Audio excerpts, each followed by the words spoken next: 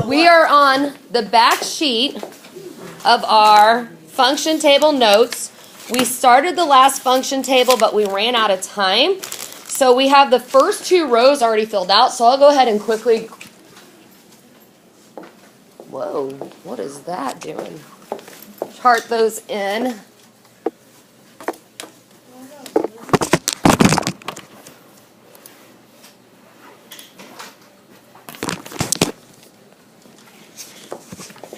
So we know our input is going to be what our x value is. So our input is going to be y equals 1/2 times 4 minus 3. So then when we took 1/2 times 4 minus 3, we ended up getting 2 minus 3, which equaled, what was our output, our y? -1. So our ordered pair was 4, comma, -1.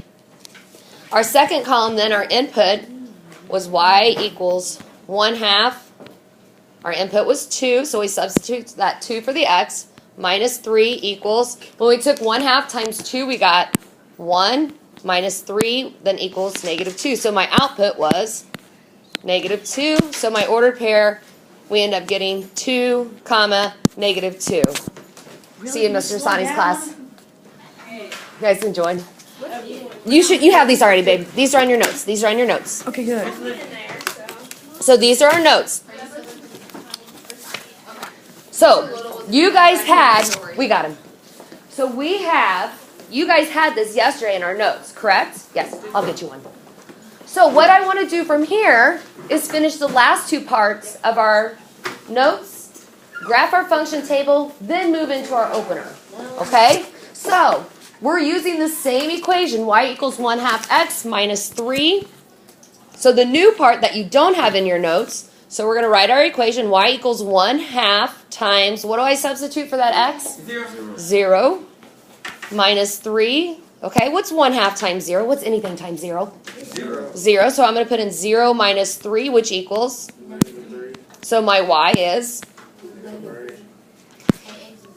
So then my ordered pair is?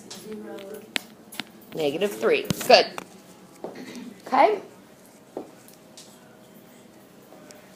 Last row. What do I substitute for my x?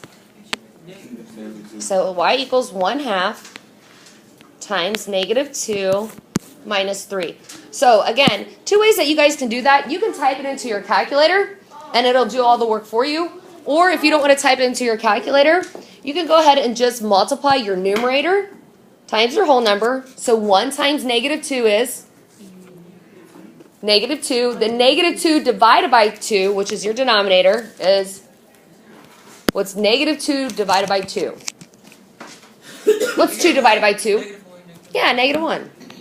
Bring down our minus 3. So what's -1 minus 3? 4. What type of 4? You're -4. So my y value is -4. So then we come to our ordered pair. My x value is -2. My y value is -4.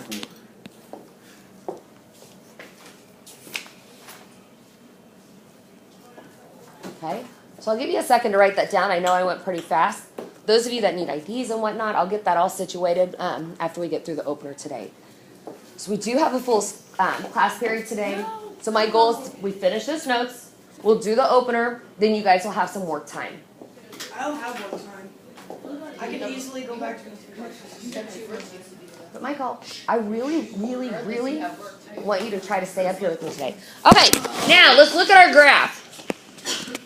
So now we're going to take these ordered pairs, excuse me, and we're going to graph them. So this is still finishing up our notes. So now we're going to take this ordered pair, and we're going to graph them. So my first ordered pair was 4, 1. Before I even graph this, what should I do to my coordinate plane? Yeah. So yx. My horizontal one and my vertical one. Okay, my first ordered pair, graph for me, Jaden. I start at the origin and I go where? You on the 4? Mm-hmm. Oh, okay. You go right, and then you go down 1. So right how many? 4 times. And then down 1 because it's -1. Okay, so I plot my point. I don't have to label it because it doesn't tell me to label it. My next ordered pair, AJ. I start at the origin. Tell me which direction to go. Go right 2 and go down 2. Perfect. Right 2, down 2. Plot my point. My next ordered pair, Daisha. You in the middle of the origin and you go down 3. Go down 3 because it's 0, -3.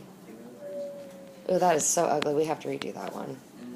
I'm really not a fan of the second one I plotted either. Okay, and my last one, Hannah. My last ordered pair. I'm going to start at the origin. My x value, which direction do I go?